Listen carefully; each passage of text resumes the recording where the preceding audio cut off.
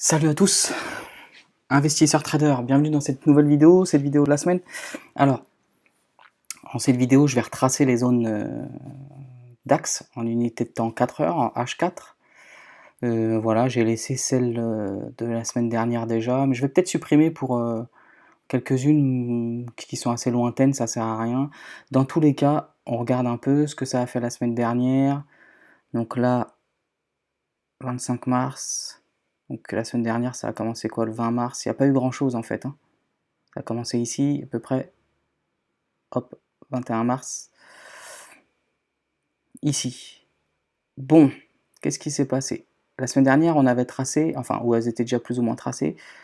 Je vous avais dit, j'achèterai ici, je revendrai sur ici, et ici, on est sur une zone de vente auquel j'essayerai de vendre si on est toujours dedans ou en dessous à l'ouverture. Bon, bah voilà, on était dedans, arrivé plein dedans.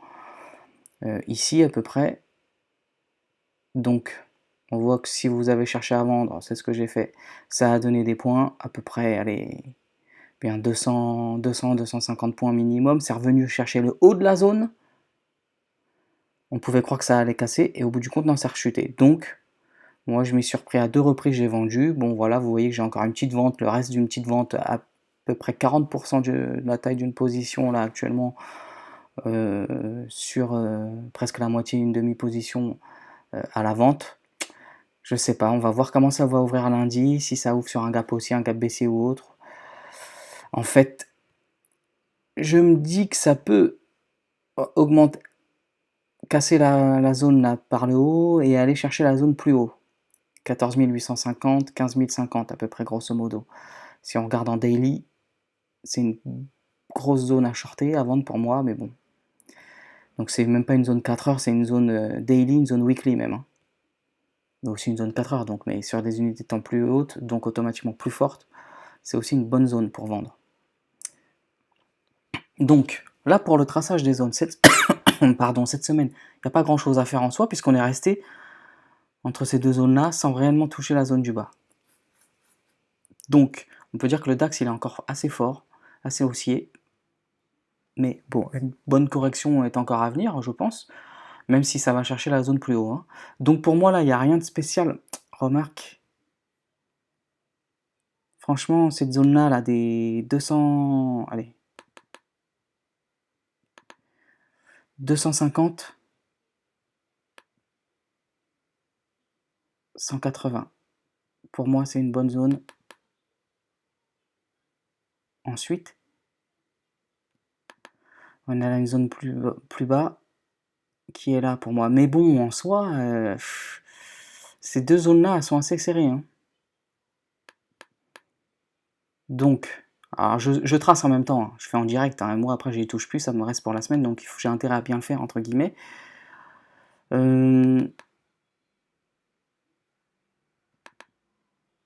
Moi j'irais plutôt une zone ici, et pour moi il y a une zone un peu plus bas aussi.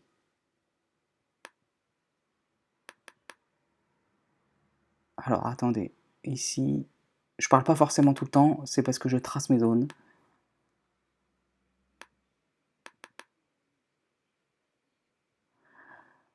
Hop.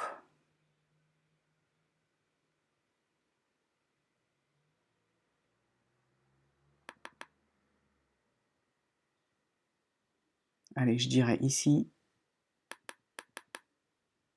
et un peu plus haut. Voilà. Qu'est-ce que ça donne?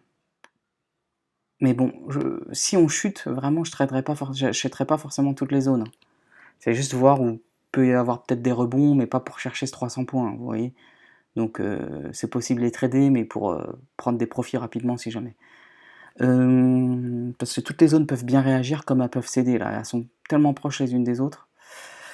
Faut voir après s'il y a des moyennes mobiles dedans, etc. À ce moment-là, s'il y a vraiment la convergence d'autres éléments en plus du graphique vierge, là, pur et dur. Donc, je vais tracer les petits rectangles pour que ça soit un peu plus... Parce que là, sinon, on va pas s'y retrouver.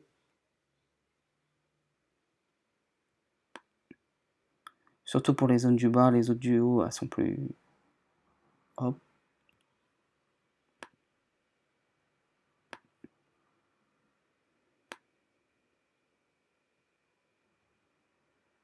hop, voilà. Comme ça permet d'être un peu plus clair pour vous, du moins. Hop.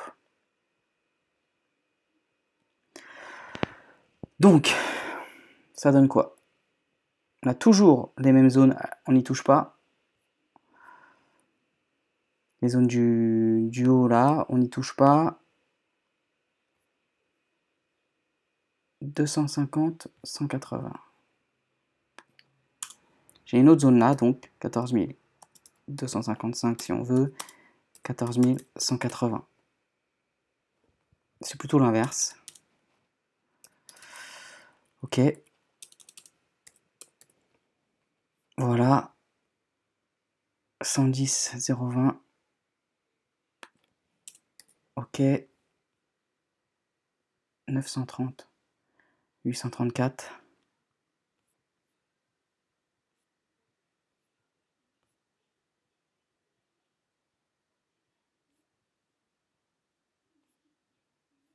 Ouais, cette zone-là, elle est un peu large. Hein. Attendez.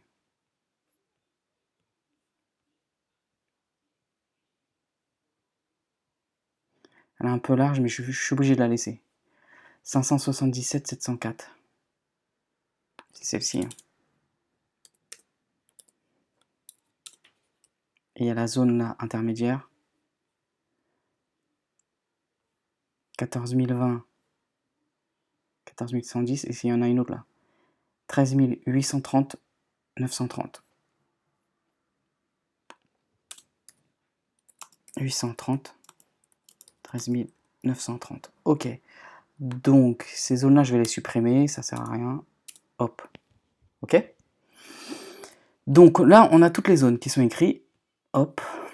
Toujours un petit message d'IVT, je le rappelle, pour ceux qui peuvent penser quoi que ce soit, peu importe. Moi, j'ai été formé, entre guillemets, en majeure partie, à part YouTube gratuitement, etc., sur IVT Interactive Trading. Voilà, je fais pas forcément de pub pour eux, je peux en faire, je suis pas payé pour ça. En tout cas, j'y suis toujours, peut-être que demain, un jour, j'y serai plus, mais en tout cas, je n'y pense que du bien, il n'y a pas de souci. Après, rien ni personne n'est parfait, mais voilà. En tout cas, c'est très bien pour la pédagogie, pour la formation, psychologie, etc. Au-delà des plans de trading parfois qui sont donnés, qui sont aussi pas mal. Très bien. Donc, là, j'ai mes zones d'intervention. On verra la semaine prochaine ce que ça donne. Bon, j'ai une petite vente en haut, donc j'envisage que ça chute encore un peu avant de remonter plus haut, mais quoi qu'il arrive, sur du moyen long terme, je suis plutôt haussier sur les indices. Hein. Donc, voilà. Là, j'ai tracé. Vous avez tout, quoi qu'il arrive. Comme toujours, acceptez de prendre un stop loss si une zone H4 cède, d'accord, que ça part dans le sens inverse de son trade. À chacun de prendre un trade dans ces zones-là en fonction soit d'un indicateur technique, soit de touchette, un trade sur touchette de moyenne mobile, ou sur ce que vous voulez, sur un break de bougie, etc., comme vous voulez. À chacun de voir.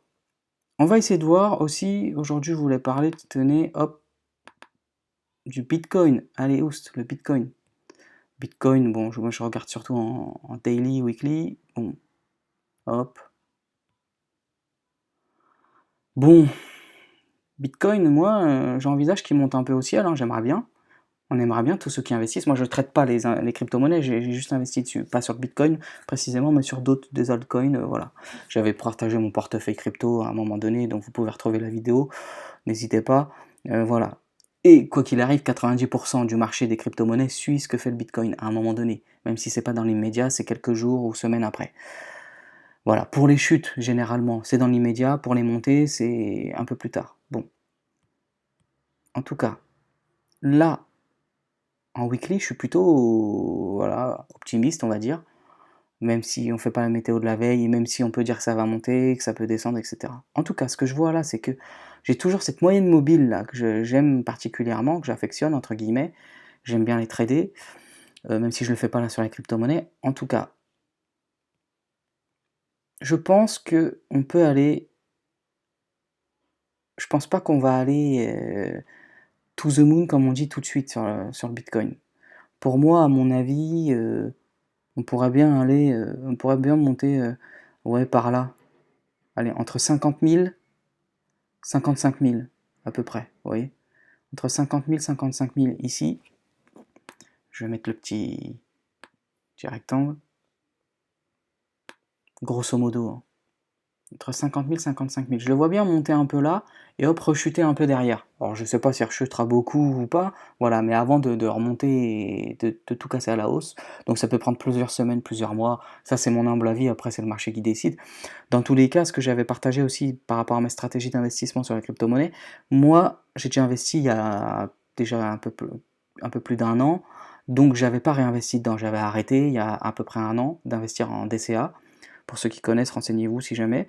Et j'attendais, j'avais fait une vidéo pour ça, de réinvestir, de réinjecter un peu d'argent, j'en avais déjà récupéré un peu, en DCA, de réinvestir un petit peu. J'attendais que ça vienne sur les, à peu près, j'attendais que ça vienne sur les 30 000 minimum, et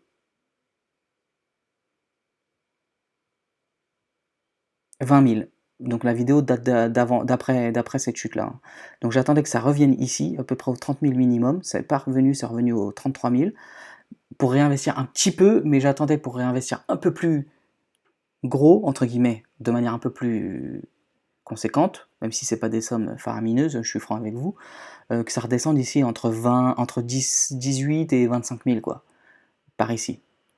Bon, pour l'instant, ça ne l'a pas fait, moi tant mieux si ça ne fait que de monter après, voilà. Dans tous les cas, ma stratégie reste la même sur les crypto-monnaies. Tant que le Bitcoin il descend pas par ici, je ne remets rien, je ne réinjecte rien. Par contre, s'il monte, je commencerai à récupérer encore un petit peu de bénéfices petit à petit sur les crypto-monnaies que j'ai en wallet, en portefeuille, si elles veulent bien pumper aussi, monter comme le Bitcoin. Voilà.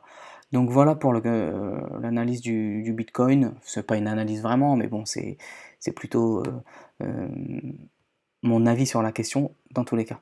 Bon, voilà, j'espère que la vidéo vous aura plu. N'hésitez pas à vous abonner toujours, voilà, à consulter la description de la vidéo, où je donne certaines informations, à vous abonner, à liker la vidéo, ça donne de la force, à rejoindre le canal Telegram, c'est gratuit dans la description, n'hésitez pas, et puis je vous dis à plus tard pour la prochaine vidéo, ciao, bye bye.